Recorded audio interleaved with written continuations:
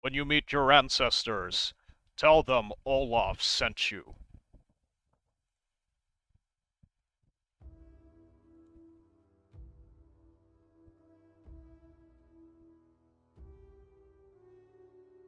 Hello everyone, it's Ranger at 64, and welcome back to another League of Legends lore reading video.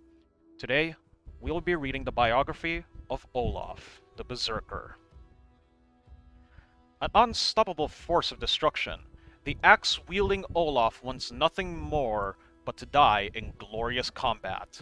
Hailing from the brutal Freljordian peninsula of Lokfar, he once received a prophecy foretelling his peaceful passing, a coward's fate, and a great insult among his people.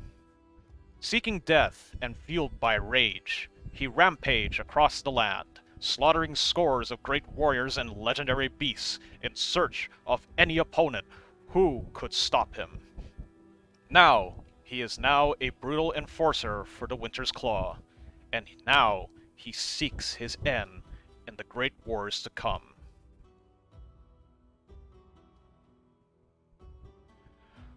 Most men would say that death is a thing to be feared.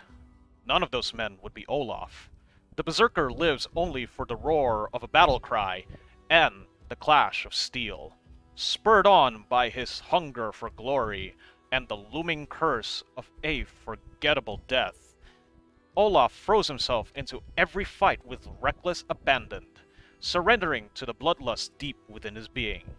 Olaf is only truly alive when grappling with the jaws of death. The coastal peninsula of Lokfar is among the most brutal places in the Freljord. There, rage is the only fire to warm frozen bones. Blood is the only liquid that flows freely. And there is no worse fate than to grow old, frail, and forgotten.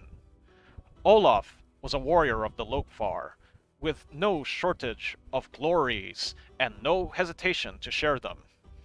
While boasting one evening with his clansmen over the burning embers of a razed village, one of the elder warriors grew tired of Olaf's bluster.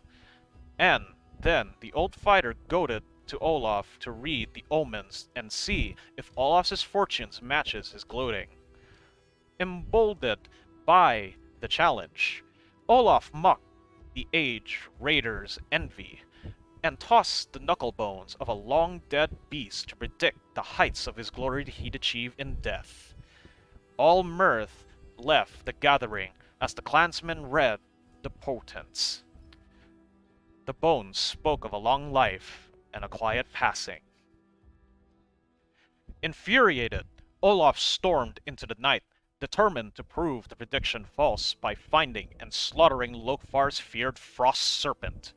The monster had consumed thousands, men and ship alike, in its lifelong time, and to die in battle with it would be a fitting end for any warrior. As Olaf hurled himself into the blackness of its maw, he fell deeper into the blackness of his mind. When the shock of freezing water roused him from the dark, there was only the butchered carcass of the beast afloat beside him. Thwarted, but not defeated, Olaf set out to hunt down every legendary creature with claws and fangs, hoping that the next battle would be his last. Each time he charged headlong towards his coveted death, only to be spared by the frenzy that washed over him while he is on his brink. Olaf concluded that no mere beast could grant him a warrior's death. His solution now was to take on the most fearsome tribe in the Freljord, the Winter's Claw. Sejuani appeared amused by Olaf's challenge to her warband, but his audacity would earn him no mercy. She ordered the charge and sent scores of her warriors to overwhelm Olaf.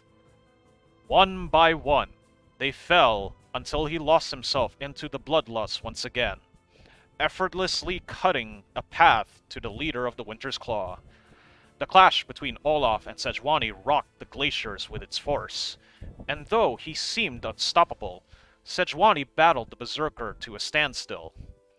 As they stood deadlocked, Sejuani's glare penetrated Olaf's berserker haze in a way no weapon ever could. His frenzy abated long enough for her to make him an offer. Sejuani swore that she would find Olaf his glorious death if he would lend his axe to her campaign of conquest. And within that one moment, Olaf had vowed he would carve his legacy into the lands of the Freljord itself.